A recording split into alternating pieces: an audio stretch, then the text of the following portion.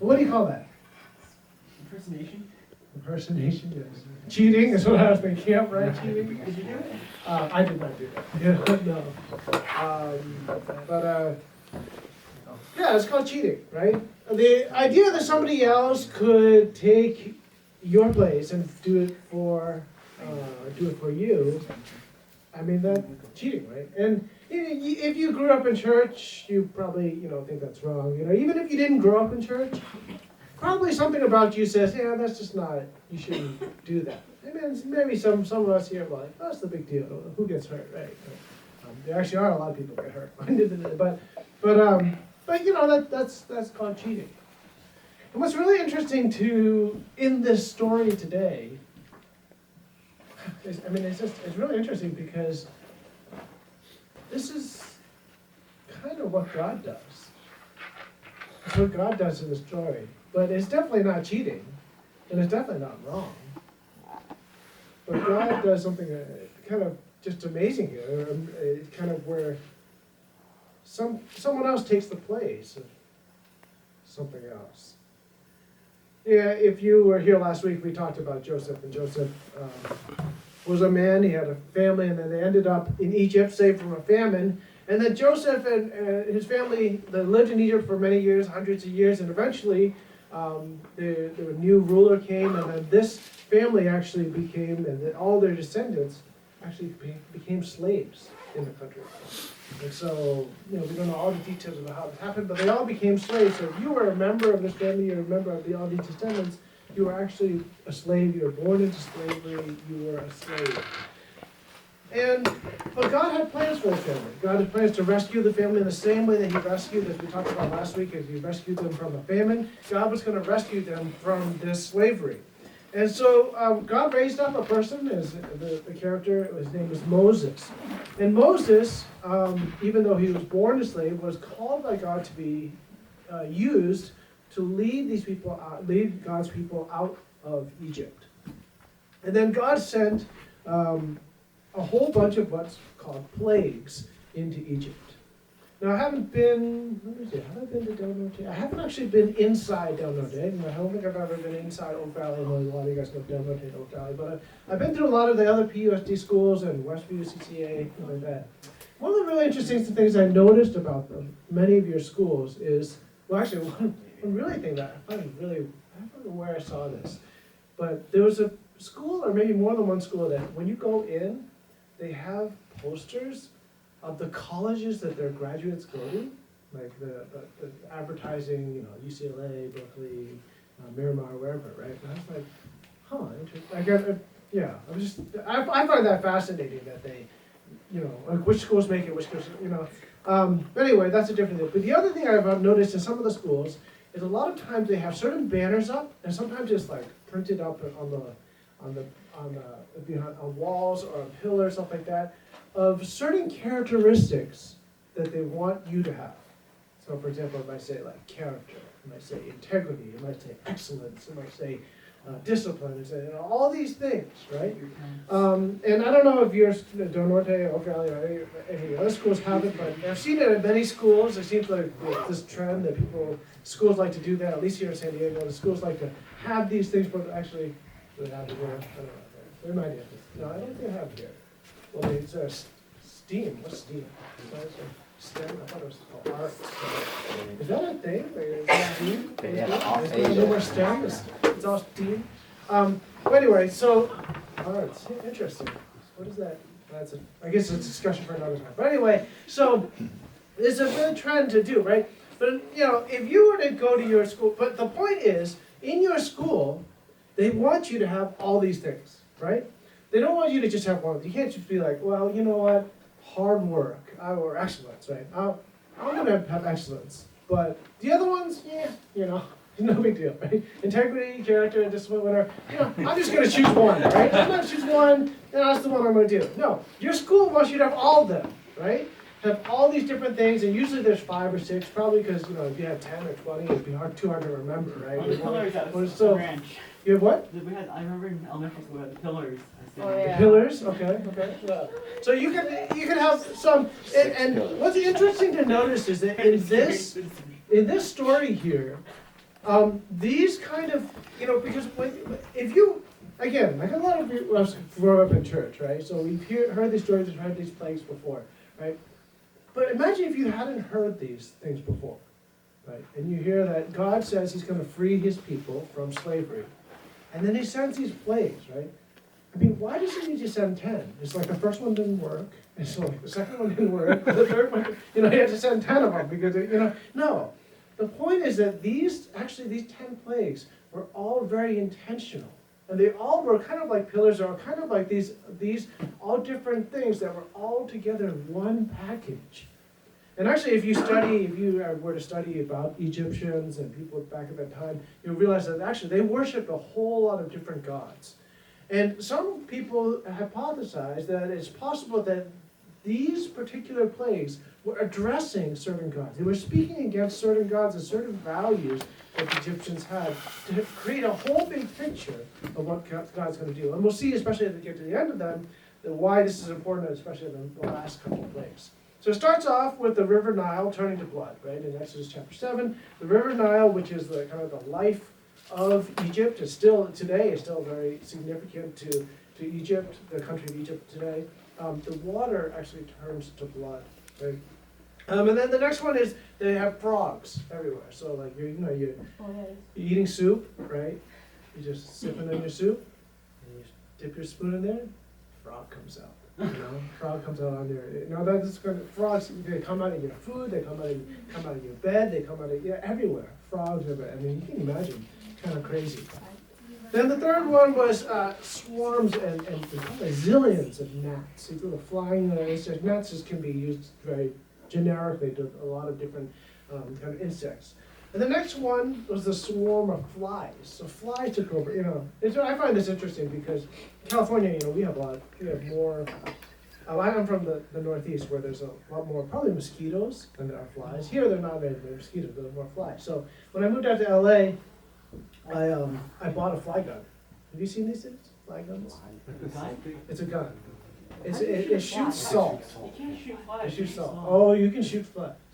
I thought about bringing it in, but I was like, I don't know if I should bring a gun to church and then a school. Even though it's not a real gun, but it is. It looks like a gun. It looks like a shotgun that actually cocks like a shotgun. There's a trigger. There's a safety. I even put a laser sight on it.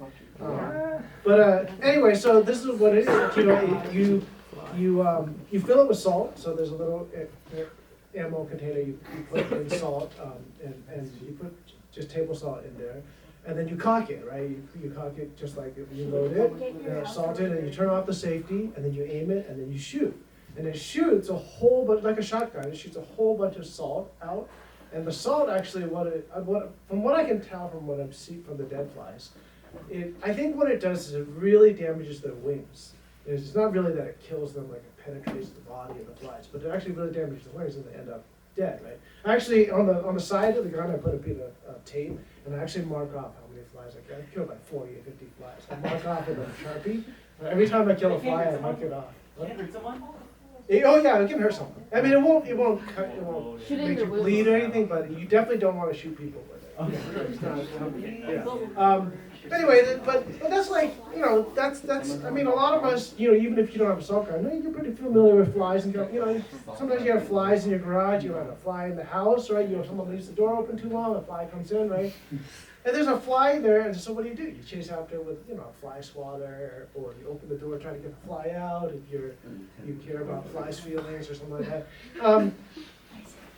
We're not talking about a fly or two. We're talking about swarms of flies. Like flies flying everywhere, just like filling the area. You can imagine this. But what's amazing here, the Bible tells us that at this time, when these flies came, where the Egyptians lived, there were all these swarms of flies. And then the Israelites, they lived next door, basically. It was the land they called Goshen, right? There were no flies. So you just imagine if there's like two areas like this, and the Egyptians and the Israelites. The Egyptians, it's just flies everywhere. They're just all over the place. There's no, you can't shoot them, you can't swat. It's just constantly everywhere. And then over in Goshen, they're just watching the flies over there. The flies, aren't there at all. And it's kind of like, I mean, you understand, like in the story, of course, well, because God is with these people and not with these people, right? But it's kind of strange that he could kind of do that, right? That it would happen like that. The next one was a plague on animals, right? The animals, and the same kind of thing happened. All these animals for the Egyptians that died, and all these animals for the Israelites, they were just living, and they were fine, right? Then there was boils that covered people and animals, the boils that would come in the pain of people. Then there was a plague of hail. And hail came down, lightning and flashing, or there's probably fire coming down as well. And that would destroy crops, and damage animals and people, that hurt people as it came down. And the Bible again tells us that it didn't happen in the place where the Israelites lived. It happened in the place where the Egyptians lived. Then there was a plague of locusts. Locusts are these little insects that come and they would eat up everything. There's probably nothing green that remained. It's kind of like, I guess it's kind of like LA, right? Kind of like, you drive from, actually, I was just in LA yesterday. Actually, we're driving up the 5 and we get, like, everything just turns brown, right? It's like there's not as much green as it is in San Diego, right? And it's kind of like that. Everything green disappeared because these locusts ate everything. Anything that wasn't left. Everything that still survived the hail was being eaten. But then as the 9th plague came along, it's very interesting, the 9th plague came, it was darkness for 3 days. And I think sometimes that's hard for us to understand in a place where we have, lights that we turn on the light switch, we have flashlights on our cell phones, we have, LED lights, we have power, we have street lamps, stuff like that. But think of the darkest time that you can remember. I mean, even if it's just closing your eyes and covering your eyes when you're in bed and cover, the darkest time. Just imagine that darkness, not just for a night, but just continuing on as the morning comes around. As morning time comes around and you're just waiting for the sun to rise, waiting for the light to come, it just doesn't come. And it continues for 3 days. And why this one is kind of, probably why this one is here, why this one's so powerful, why this one, the 9th one, is because the Egyptian god Ra, the god of sun, the sun god, was a very significant god to them. For the Egyptians, it's one of the most, and actually you'll see it in hieroglyphics and in history, you see that how significant that god is for the Egyptians. For God to say, there's going to be no light for 3 whole days, kind of crazy, very powerful, amazing, kind of showing his power over the Egyptians, over Pharaoh. But then the last one is even more so. The last one was that God said that the firstborn of every family here in Egypt is going to die. And if you were here a few weeks ago when we talked about Abraham and Isaac and the sacrifice, right? Remember we talked about how that firstborn in a family is very significant. The firstborn had all the inheritance. The firstborn is the future. The firstborn is everything. The firstborn represents everything that you have and everything that you hope for the future. And God says, that belongs to me and I'm taking that away. Every firstborn in the families of this land will die in one night. That he's going to come down and all of them will die. Well, what's amazing here is that God says this is going to happen, and he's about to have this happen, but then he provides a rescue. He provides a way out. He said that there's going to be a substitute. And this is not cheating. This is not someone else taking a test for you. God says that I'm going to have judgment on you. Everything you have belongs to me, and I'm going to take it away tonight. I'm going to show that I'm in charge here. But for those people that believe in me, that have faith in me, take a lamb, a baby sheep, take a lamb, kill it. Take the blood and smear the blood on the wood door frames outside your house. Smear the wood with the blood of the lamb. And when you do that and I come in judgment, I will pass over you. I will pass over that family. because the price has already been paid. There's a substitute for you. Someone took that test for you. And you don't need to take it. There's a substitute instead of you and you losing your firstborn, your future, your family being destroyed. That lamb's blood takes the place of this temporary, this immediate judgment here. This must have blown their minds. I mean, it's like, they could understand before, the God is with us, right? So there's flies over here, there's no flies, the animals get destroyed, God is with us. But this one's a little different. I mean, God could have said, I'm going to destroy all the Egyptian families, all their firstborn, but all the Israelite families, they'll be okay. But he doesn't. He specifically tells them that in order for you to be saved, you need to kill a lamb and take the blood of the lamb and put it up on the wood door frames to show that a price has already been paid for. And because that price has already been paid for, you don't need to pay that price. And for the Israelites, it's like, wow, that's what a great picture of God providing a rescue, God providing a way out, God providing not cheating the system, but instead taking the place.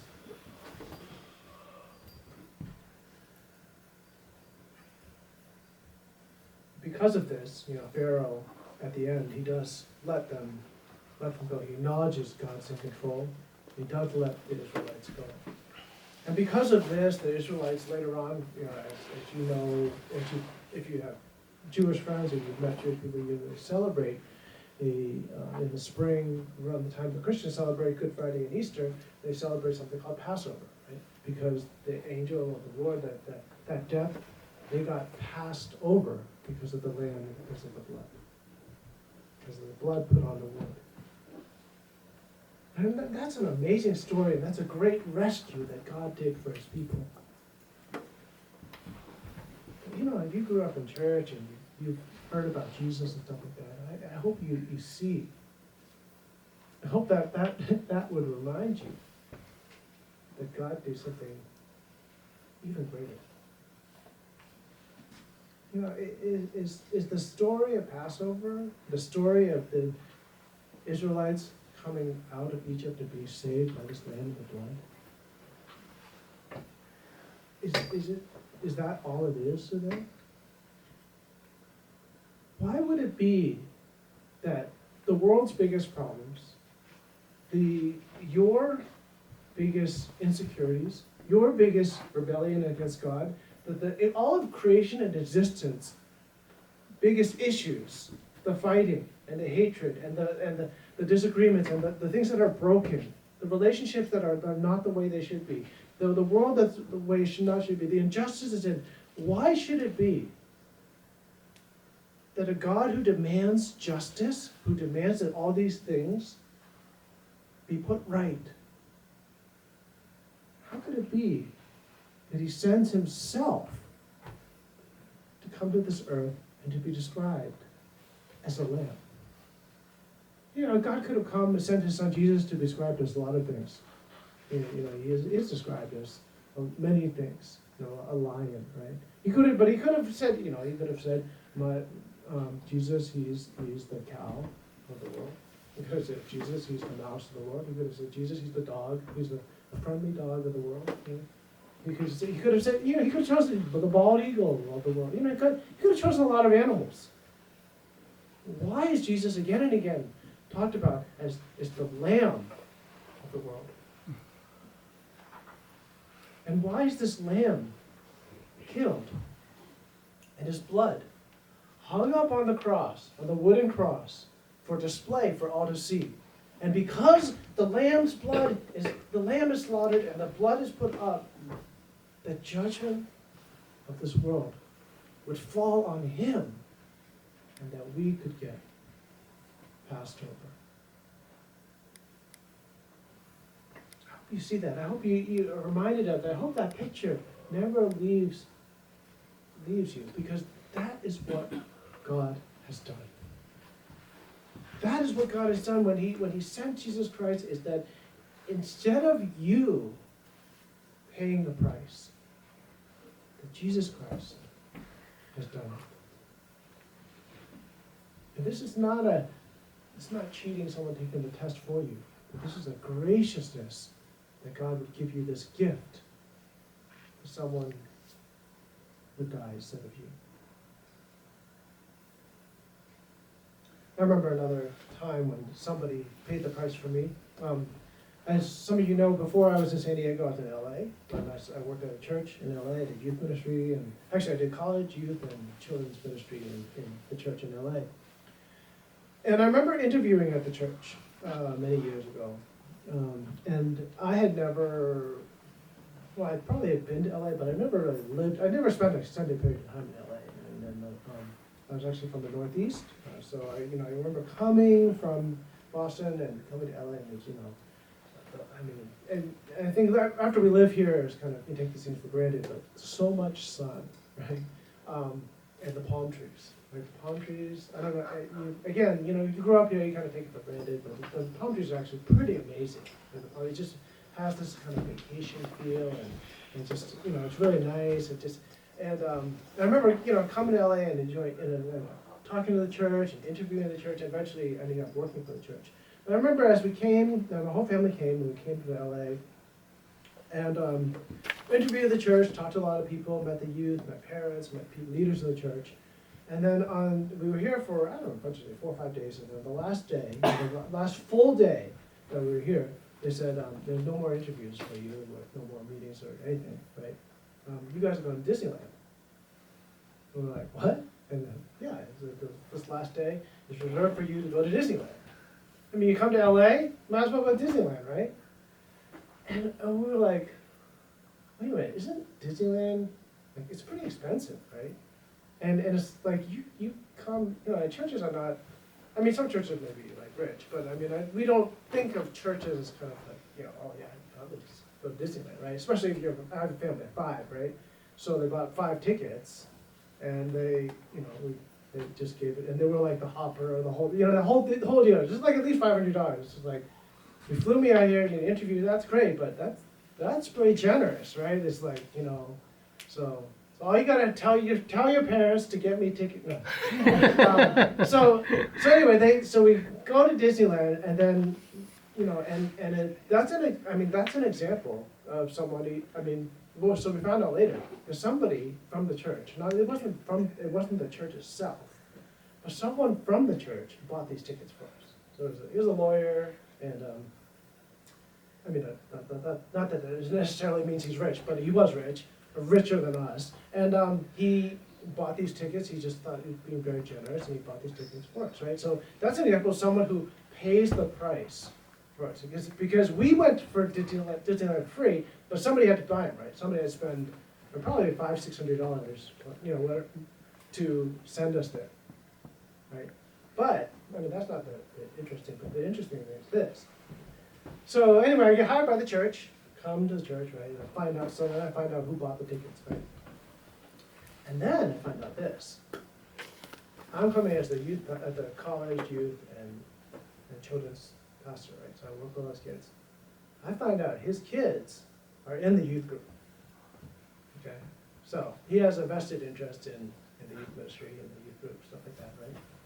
But more than that, now I know who he is, who did this, and he continued to do stuff like this, right? He actually owns a whole bunch of organic farms. Actually, a lot of the strawberries and blueberries and blackberries that you see at Whole Foods Market, a lot of them come from his farm up in the OC area. And he actually owns a lot of, he owns investments, so he would just come into church and he'd just be like, hand me all these organic blueberries, like this things I've been, hey, this is just for you, it's from my farm, right? And he did a lot of generous things, right? Now, can you imagine, as I went to Disneyland, I got organic berries and stuff like that, and he did all these generous things. Now, I try not to play favorites in youth group, right? But don't you think it's a little hard for me, seeing his son, seeing his younger, it's a little hard, right? Because part of you is just like, if his younger son, speaks up in youth group, it am I really gonna be that hard on him, right? I mean, can I really be, it's kind of hard not to, because you naturally, when you experience that love, the grace, the generosity, you naturally want to respond kind of in the same way, right? It was just a, he'll cut his son some slack, don't come down too hard, right? That's kind of how you naturally feel. Of course, I want to be fair, but that's how you feel. I think when you think about your walk, you think about Christianity, you think about church, a lot of times the way we look at it is like, I gotta do this. I gotta come to church every week. I got to, read my Bible every day. I got to do the right thing even when I don't like to. I got to be nice to other people. I got to, not gossip or not, slander people, not cheat. And these things are all true about what it means to be a Christian. But what is your motivation for being a Christian? What is the reason why you do those things? See, if you understand this, you understand that it should have been you to die. It should have been you to be separated from God. It should have been your blood to be shed. But Jesus came. God sent Jesus to take your place so that you could be passed over. To the extent that you understand that, is to the extent that you will naturally want to love God, to live for God, to obey Him. One last thing I'll share. I've worked with youth for a long time, with teenagers, and it's always really interesting to me when I see some, let's say, middle school boy, he's just into Xbox, PS4, PS5, whatever.